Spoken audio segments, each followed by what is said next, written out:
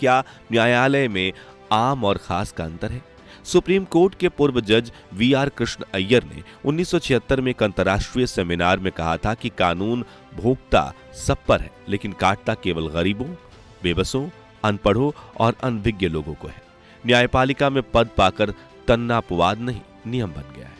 वह जमाना अब नहीं रहा जब पद पाकर व्यक्ति झुकता था।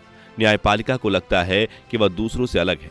कानून और संवैधानिक प्रावधानों की परिभाषा आम और खास लोगों के लिए अलग अलग की जाती है। इसमें सत्ताधारी भले ही नहीं आते, लेकिन बुद्धिजीवी, रसूख वाले, पैसे वाले, लिबरल श्रेणी के लोग जरूर आते हैं, जिसके लिए न्याय के दरवाजे आधी रात को भी खुल जाते हैं। इसे न्याय पाना कहें या कानून से बचने के लिए कानून की शान में गुस्ताखी, ऐसे लोगों के सामने कानून बौना नजर आता है। देश के नामी वकील जिनकी फीस लाखों में होती है, ऐसे लोगों के लिए लाइन लगाकर खड़े हो जाते हैं। आश्चर्य तब होता है जब ऐसे लोगों का नामी वकील मुफ्त में केस लड़ते हैं, यानी कि जिनके पास पैसा है उसे पैसा खर्च करने की जरूरत ही नहीं पड़ती। देश के जेल में लाखों ऐसे लोग हैं जिनके मुकदमे की सुनवाई बरसों से शुरू नहीं हुई है। ऐसे भी हैं जो जिस अपराध के आरोप में बंद है उसमें मिलने वाली अधिकतम सजा से ज्यादा समय से जेल में है। ऐसे भी हैं जिन्हें न्यायालय से जमानत तो मिल गई है, लेकिन जमानत राशि न दे पाने के कारण जेल में ही रहने को अभिशप्त है। इसलिए ये कहना सच के साथ अन्याय होगा कि कानून की नजरों में सब बराबर है। आम लोगों को यह समझ में नहीं आता है कि संजय दत्त, सलमान खान, ओम प्रकाश चौटाला और लालू यादव जैसे लोगों के लिए कौन सा कानून और कौन सा संविधान बना है जिसमें जेल से बाहर रहने की छूट मिल जाती है। ऐसे वाक्य देखकर देश के आम लोगों के मन में सवाल उठता है कि क्या न्याय अमीरों और रसूख वालों के लिए है?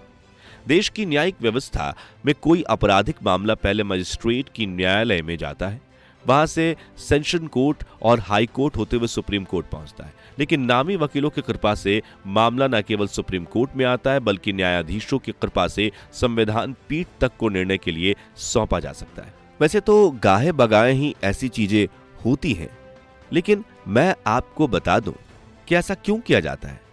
क्या ऐसा ही अवसर देश में रोज गिरफ्तार होने वाले हजारों लोगों को मिलता है? यदि नहीं तो फिर खास लोगों को भी आम लोगों की तरह निचली न्यायालय में सुनवाई नहीं की जानी चाहिए? यह प्रश्न नागरिकों के समक्ष उपस्थित है।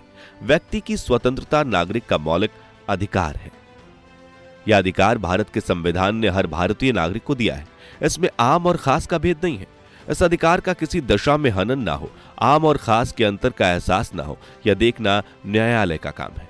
लेकिन स्वयं सर्वोच्च न्यायालय इस कसौटी पर खरा अथवा खड़ा नहीं है। इसलिए प्रश्न उठा है और विश्वसनीयता का संकट है। देश का सर्वोच्च न्यायालय मौलिक अधिकार की रक्षा करने में नाकाम रही है।